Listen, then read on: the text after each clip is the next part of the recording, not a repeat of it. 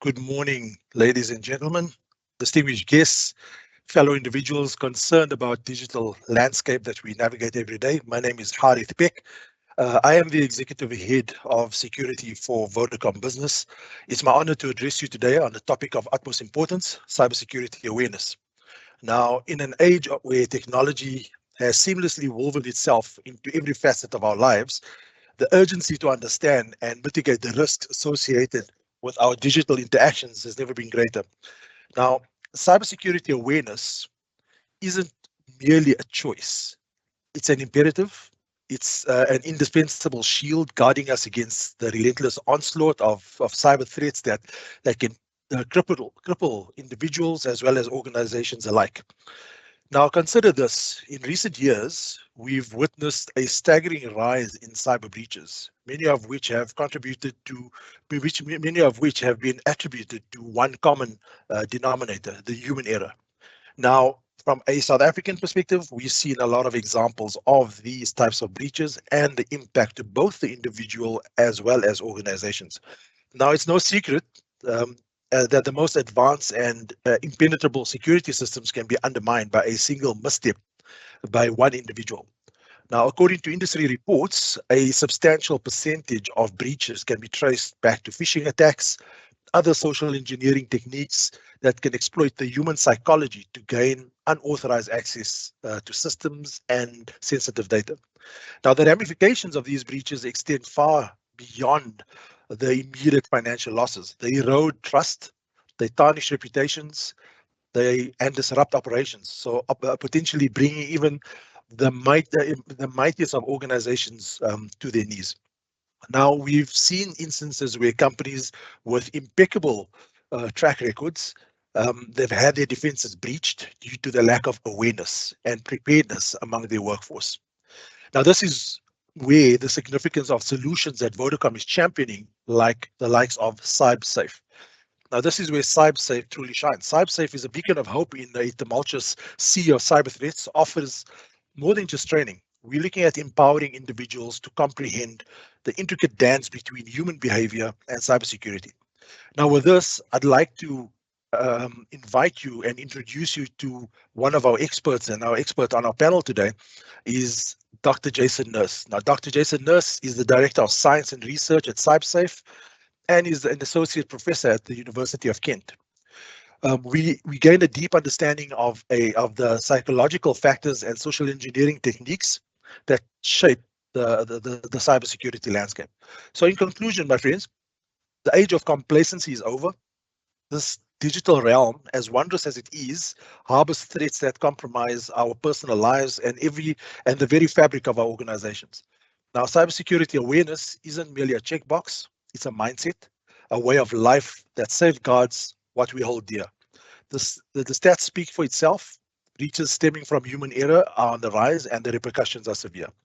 So, ladies and gentlemen, with that, I'll be handing over to Dr. Jason Nurse, who will be taking us through managing your human risk. And thank you very much for attending this webinar. Over to you, Doctor. Thank you very much, Hadi, and thank you everyone for attending. I'm really excited about today, especially because I get to discuss something that I'm extremely passionate about and that I love to speak and I love to research. So as Hadith mentioned, my name is Jason Nurse. I am the Director of Science and Research at CybSafe. And that simply means that I am sort of responsible, or I lead a team of researchers, of scientists that are really trying to understand human behavior in the context of security, understand why people or the challenges people face in the context of security, and then also understand how can we actually better create approaches that are able to raise people's awareness about security and the threats people are facing, but also to think about appropriate ways in which we can change people's behavior and get them acting as we want them to act into the context of behaving more securely and therefore raising their general personal cyber resilience and of course the resilience of the organizations that they work in. So today I'm going to be sort of focusing on a report that we released last year and that we actually release every year, and the new report is actually going to be released in about a month's time, so I'll give a shout out to that at the end. But essentially, this work and this research is really trying to understand why people behave, how they behave. Of course, Also some reflection on attackers, the threats they're trying to launch against individuals and organizations, but really tries to delve into why do people behave in certain particular ways, how do people's attitudes as it relates to security emerge, how do they change, and that's what I'm going to be talking to you about today. So the key thing here to recognize, and if you want to follow along, or if you're super interested in any of the things that I'm going to mention in particular, there is the All Behave report. So this is the report I mentioned. You can see a screenshot of it now. The 2022 version is available, but the 2023 version is coming out. I'm going to really focus on some highlights from that report. Next slide, please. So this session, 4 main things I'm going to be discussing. Especially the number 4 is probably going to be the biggest bit, because I'm sure that's the bit that you all are really interested in. So firstly, I'm going to be talking about who was involved in this survey and this research study. And then we're talking about why, why did we focus on particular elements of security and people's security behavior, especially as it relates to human risk and human cyber risk. And then we talk a little bit about the how we did it, and the how is really to give you an idea into the methodology. So it's sort of, one thing that I'm really passionate about is that we really bring science and research to the area of security, to the area of security awareness, to the area of human cyber risk. So I really want to emphasize that, to show you that we did adopt a really strong methodology behind this, and that should hopefully give more confidence in what we found. And what we found is sort of what I'm going to be talking about is some of the key highlights of the research in the context of what is potentially most important for you on the call listening. Next slide, please. So in terms of the who, so this report, this research, it's significant for a number of reasons, but it's significant especially because it represents a partnership between CybSafe and the National Cybersecurity Alliance. So some of you might have heard of National Cybersecurity Alliance in the US from before. But the key thing to recognize about National Cybersecurity Alliance is that they're the ones responsible for launching Cybersecurity Awareness Month. And so it's substantial. This year, I believe, is the 20th year. And it's been running for a long time. And the key thing to recognize here is that they've been one of the pioneers, especially when it comes to the public cybersecurity awareness in the US and sort of globally. And our research with them and our sort of disjoint venture actually really tries to understand much more about how people are behaving, why they're behaving, of course, relations to the workforce, which is probably going to be particularly of interest to you listeners. Next slide, please. So in terms of why, anyone on this call probably really appreciates the need to better understand human cyber risk. The reality, whether we like it or not, is that every year there's a number of threats or a number of successful attacks against individuals that lead to significant compromises in organizations. And this is we can't avoid this. It's significant, it's substantial. It really impacts organizations. If we pick up on the Verizon Data Breach Investigations Report, which all security professionals are very familiar with. From 2022, 82% of breaches involved the human element. 2023, that dropped a bit, which is of course positive, but it still highlighted that 74% of breaches including the human element, whether we're talking about error, privilege misuse, stolen credentials, social engineering, all of these things. Phishing is one of the top threats, malware, of course, and ransomware recently. But the way how attackers typically find themselves on systems is usually by a phishing attack. And basically compromising one individual or and making their way from there onto an organization's systems. So this is why we're interested in the human element, because it's significant and it really has a big impact on organizations. Next slide, please.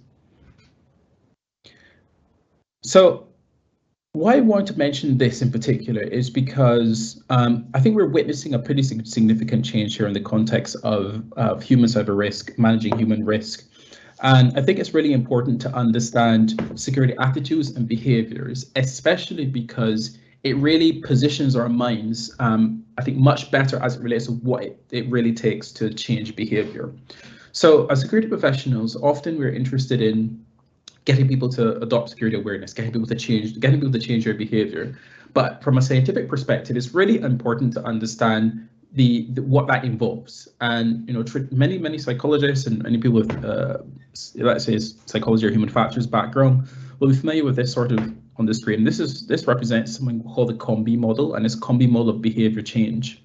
And the idea here is that we really need to understand the reasoning behind various factors to better understand how we can actually change people's behavior. So we need to understand, do people have the capability? So people have the right knowledge and skill? Do people have the opportunity to go ahead to change their behavior? So do they have the resources that they need? Are people motivated to change their behavior? Or do they trust providers? And one good example of this I always pick up is password managers. So password managers are great things, and they can be significantly useful in allowing or reducing password misuse and different things such as that. But one of the biggest challenges with password managers, as I'll talk to a little bit later on, is actually the factor of trust, in that, for the average individual, giving all of your passwords to this one company who you don't know or you might not never have engaged with, that is a massive leap of trust. And these are all things that we need to consider when we think about changing behavior and what it takes to move someone from a position of insecurity to a position of security, especially in the context of organizations. Next slide, please. So our approach. So what did we do and how did we do it?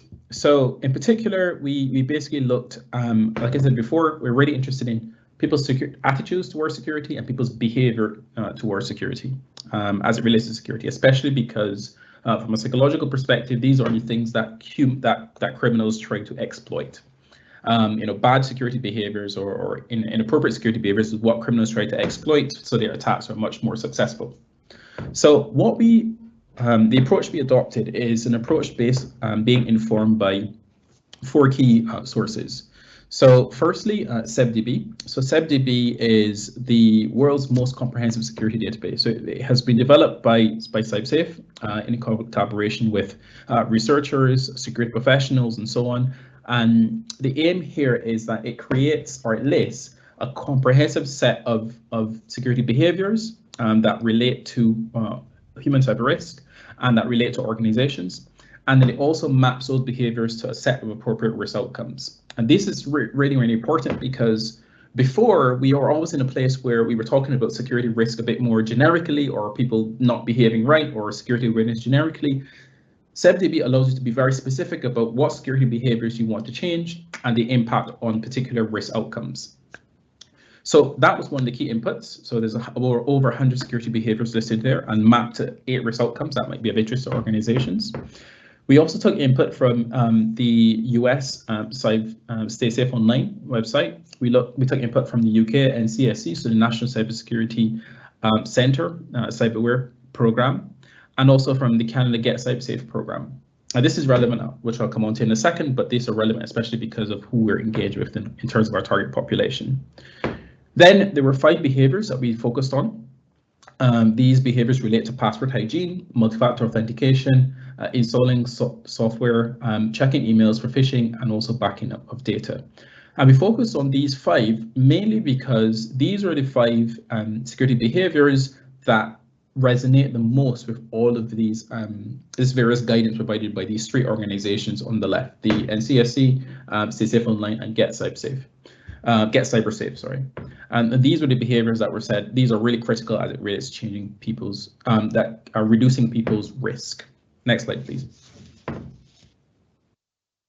So now I'll jump into the findings, probably what you're all most interested in. So what I did so far was just to lead up to what is of interest, why we did it, the behaviors that particularly might be of interest to you, and many of you probably be looking at backing up, you'll be looking at passwords, multi-factor authentication. Now we're delving a little bit to that in the context of how people are, what people's attitudes and behaviors are in the context of our findings. Next slide, please.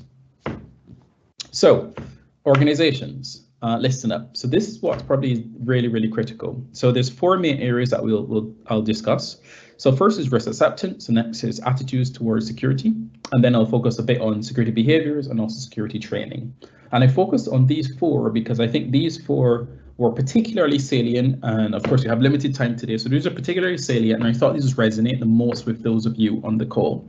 But of course, any of you are interested in the full report and the sort of breadth of our findings, do navigate over to our website where you can find the full report and see the, I think it's about 50 or so pages of findings. Next slide, please. So in terms of risk acceptance, the key thing here to emphasize is, and what we're trying to understand is, to what extent do people feel that they stand a chance of being secure online? So from our study, we found that 63% feel having personal details stolen online is unavoidable.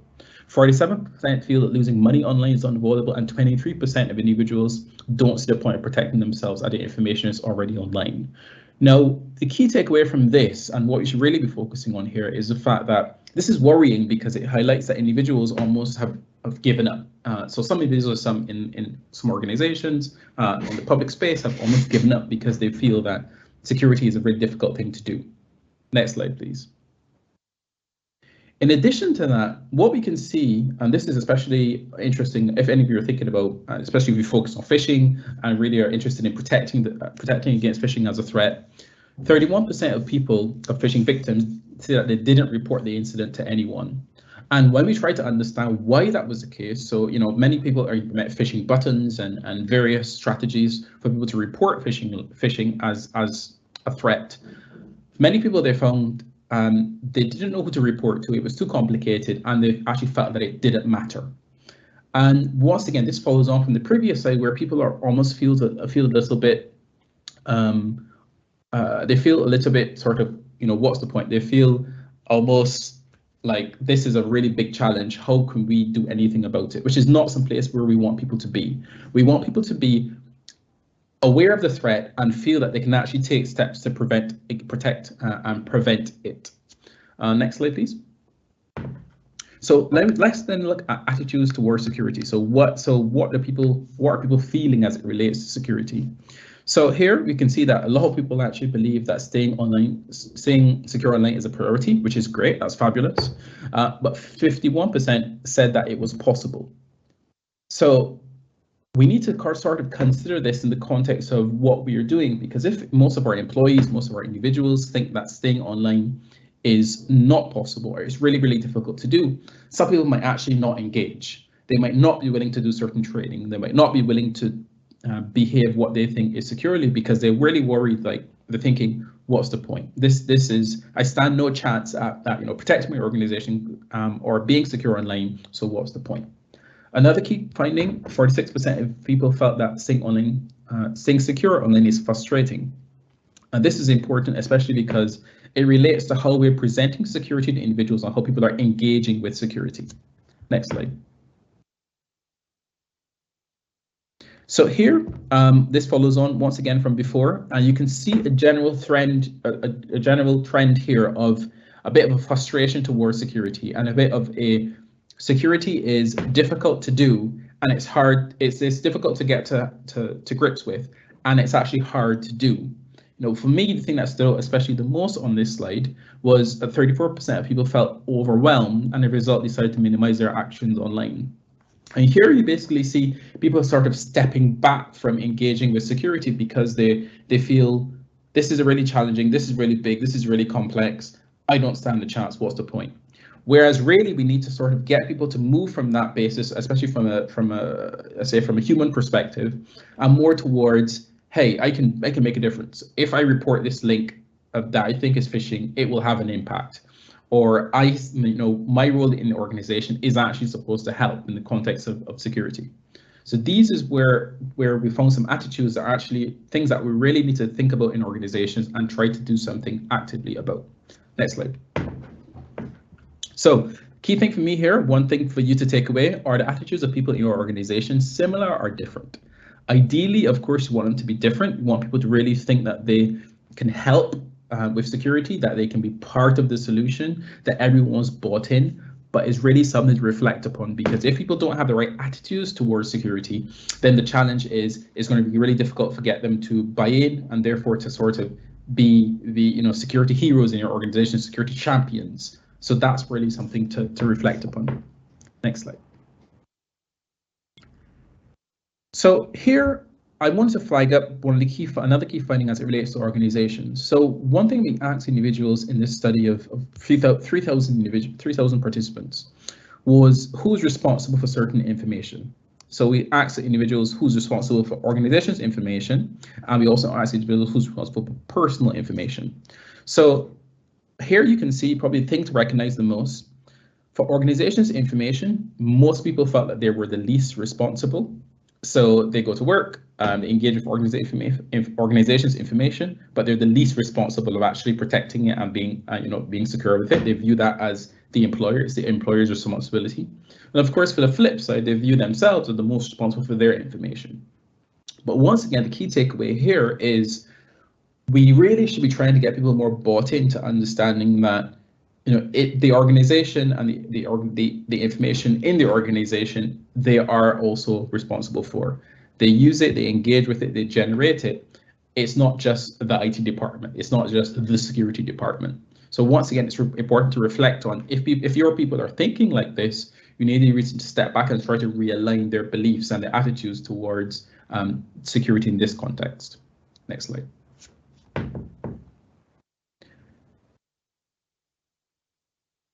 So here, I just want to flag up some information on some key security behaviors. So passwords, this was a key part of our study. Really, and passwords are, have people have tried to get rid of passwords for a very long time, but they're still here. Of course, there's been more activity recently to try to get them, but they're still here. So we were very interested in understanding what difference it makes in the context of security as it relates to passwords and password behaviors. And we found that things that are potentially not surprising, but are still quite worrying. So 35% of people change a word or a character in an existing password when it comes to changing passwords. 25% of created passwords reference personal information. Only 30% of people use password managers, and password managers are typically made up with dictionary words and some character placements. Now, this is it's security behavior as we can see it, but it's not the right or the best security behavior. So once again, it's important thinking in your organization, how does it work? What's the security, what's the password policies? But also, especially from a personal perspective, if people are using personal devices that have access to corporate information, if people's personal device passwords are not as secure as they should be, does this actually expose work information as well? That's also an important dynamic to think about, and I know things have changed quite a lot since COVID and the sort of work from home era. Next slide. Here, just really briefly on training impact before I wrap up. So here, the key thing is that we were trying to understand people's appreciation toward training and the impact that training has had on individuals. Simply because many organizations run training, they run training once a year often. So we were interested to understand training and how that rates as it related to behaviors. So we can see that 58% of people actually were able to better recognize phishing messages off the back of security training. 45% of people started to use strong and separate passwords. And then 40% of people actually started to use multi-factor authentication. 59% of people mentioned cybersecurity training is one-off, but the key thing to take away from here is that training can have some impact, but the impact maybe is not as significant as we actually want it to be. Also, as we can see, most training is still one-off, so it happens, once a year or once every 6 months.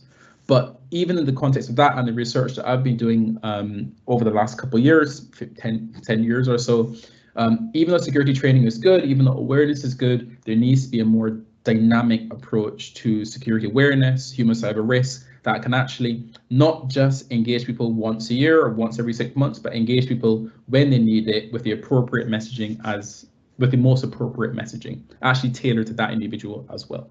Next slide, please. So to wrap up, what can you do? So I've really given you a whistle-stop tour of a very long report, a very involved report that took months to create. Key takeaway points. More carrots, less stick. One thing I want to mention there is that often people sort of assume that force people, push them to do stuff, and that will actually make a difference. But often we find that encouraging people, helping them along the way, showing them sort of the value of doing certain actions or certain behaviors is much more useful and much more effective way at changing behavior and getting people to engage with security. Explain why is also important, why passwords, why strong password is necessary, what does a strong password look like, why password managers, why are password managers useful, why or how do they work a little bit so we can understand or unpick the trust problem.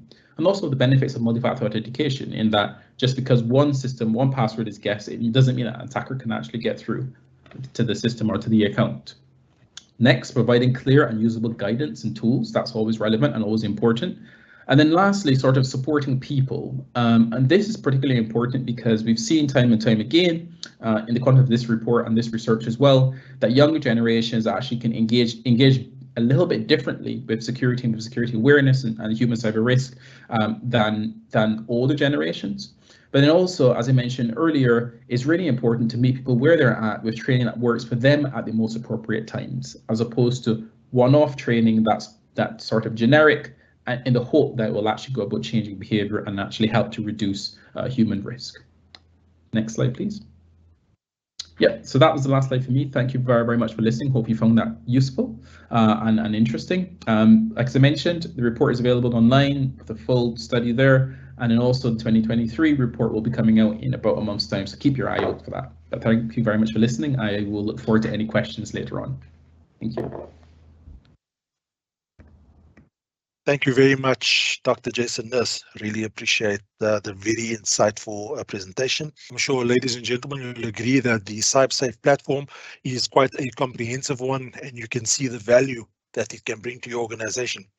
So, ladies and gentlemen, in closing, you'll agree we are living in an era where our lives are intertwined with technology, where every aspect of our personal and professional lives are interconnected in this digital realm. The need for heightened cybersecurity awareness has never been more pressing. It's like we've mentioned, like Dr. Jason mentioned as well, it's not merely a buzzword, it's a critical shield that protects us from the looming threats of this virtual world.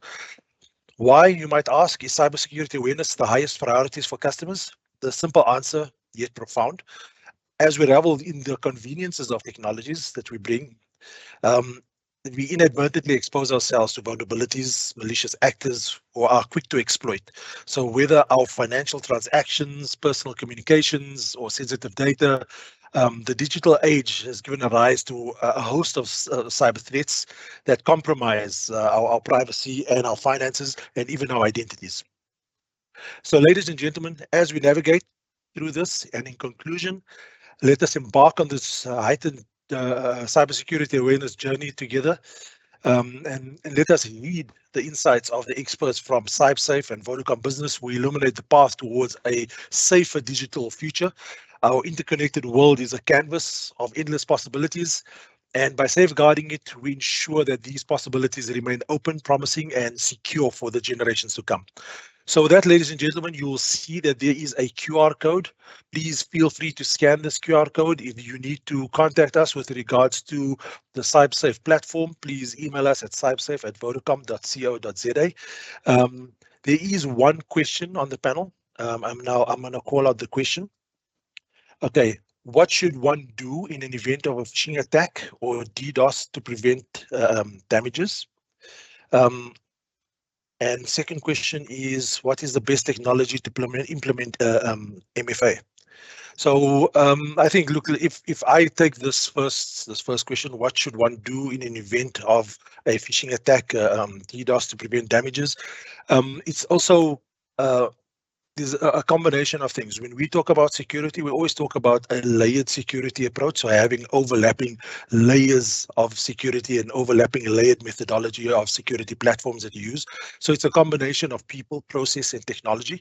So from a people perspective, obviously, it's the proactive awareness around, being conscious on these things. But what happens if you are in the eventuality of a phishing attack? It's all about using the right technology or working with the right partner to secure or close off the breach, so it doesn't have lateral impact to your organization. So with that, I would also say, please reach out to Vodacom. We have teams and tools that will be able to assist with that regard.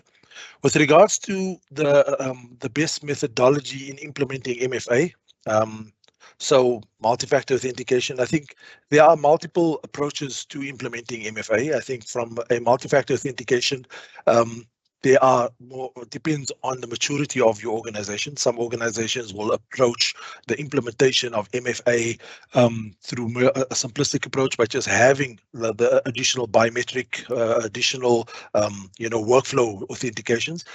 But as the organization is more mature, as you are more maturing, there are different ways of doing MFAs as well.